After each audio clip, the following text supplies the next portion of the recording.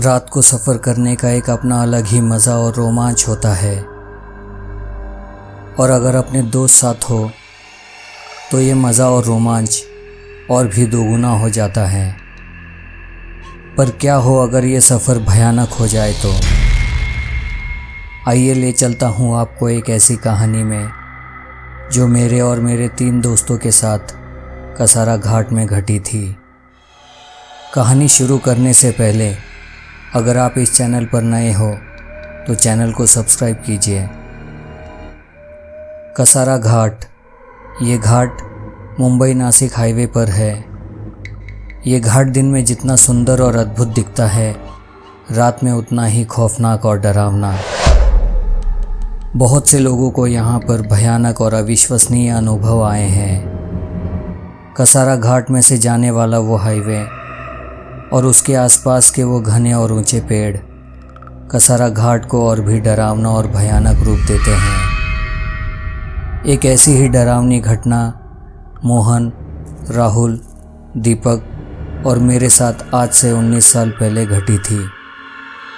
हम लोग मुंबई से नासिक हमारी दोस्त की शादी में जा रहे थे। शादी 2 दिन के बाद की थी। हम लोग उससे पहले ही निकल गए थे। हमने प्लान किया था कि रात होने से पहले ही नासिक पहुंचेंगे, लेकिन उसी दिन दीपक के ऑफिस में सरप्राइज ऑडिट होने की वजह से उसे ऑफिस से निकलने में देर हो गई थी और इसी कारण हमें मुंबई से निकलने में रात के 11:15 हो गए थे। उस वक्त मैं कार चला रहा था।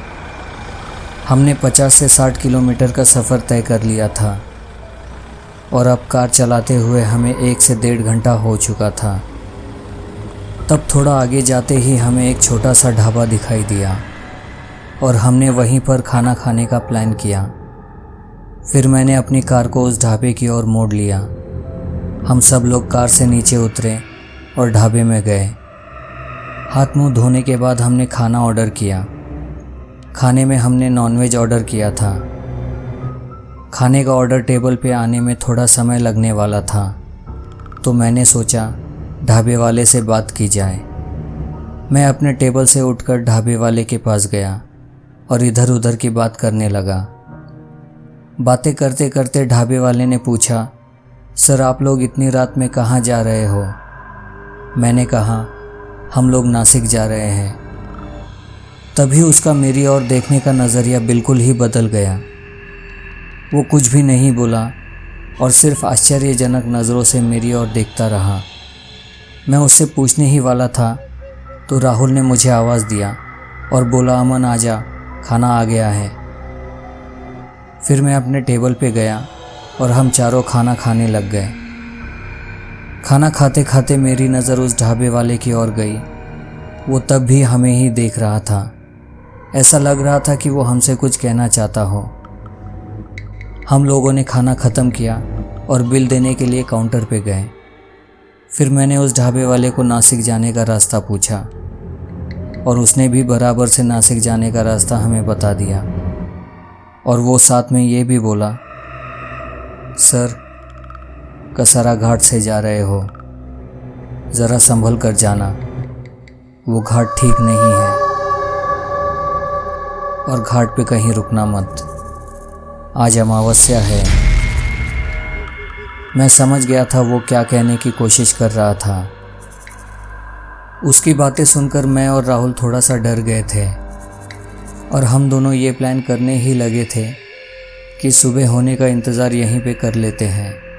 तभी मोहन और दीपक ने बोला, यहाँ रुकने की कोई ज़रूरत नहीं है और ये अमावस्या वगैरह कुछ होता नहीं है, हम लोग अभी ही निकलेंगे। इस बात पर थोड़ा विचार विमर्श करने के बाद हम लोग वहाँ से निकल गए। अब रात के 1 बज गए थे और कुछ ही देर बाद कसारा घाट शुरू होने वाला था। उस वक्त कसारा घाट इतना डेवलप नहीं था, रोड भी अच्छे नहीं थे। मैं कार चला रहा था इसलिए मेरा पूरा ध्यान रोड पर ही था। हम लोग कार में रेडियो पर गाने सुनते हुए जा रहे थे। मोहन और दीपक कार में सो गए थे। घाट शुरू हो चुका था। तब मुझे समझ में आया हमारे अलावा रोड पर और कोई भी गाड़ी दिखाई नहीं दे रही है। फिर मैंने सोचा रात के 1:30 बज चुके हैं, इसलिए ट्रैफिक कम हो गया होगा। घाट वाला ख़राब रास्ता, इसी वजह से कार में धीरे चला रहा था। अचानक पीछे बैठे राहुल ने सामने की ओर हाथ से इशारा करते हुए बोला, अमन वो देख, उस पेड़ के पास कोई है। मैंने उसकी बातों पर ध्यान नहीं दिया और कार चलाते रहा और मैं राहुल से ये बोला, राहुल ये मजाक करने का वक्त नहीं है, पहले ही वो ढाबे वाले ने हमको डरा दिया है, अब तू शुरू मत कर दे। लेकिन फिर कुछ ही पल में कार की लाइट्स उस व्यक्ति पर पड़ते ही राहुल फिर से ज़ोर से चिल्लाया, जिससे कि मोहन और दीपक जो कार में सो रहे थे वो भी डर के उठ गए और बोले, क्या हुआ, कौन चिल्लाया।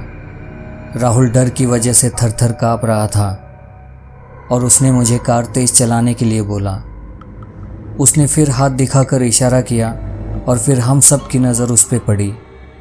हमने जो देखा था उस भयानक दृश्य को हम जीवन भर तक भी नहीं भुला सकते हैं।